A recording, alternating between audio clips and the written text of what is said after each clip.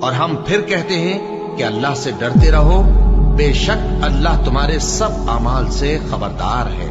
اور ان لوگوں جیسے نہ ہو جانا جنہوں نے اللہ کو بھلا دیا تو اللہ نے انہیں ایسا کر دیا کہ وہ خود اپنے آپ کو بھول گئے۔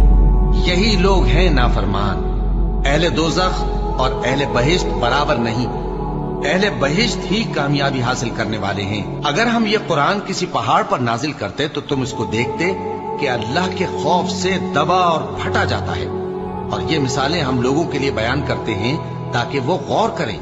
وہی اللہ ہے جس کے سوا کوئی معبود نہیں، پوشیدہ اور ظاہر کا جاننے والا، وہ بڑا مہربان ہے، نہایت رحم والا ہے۔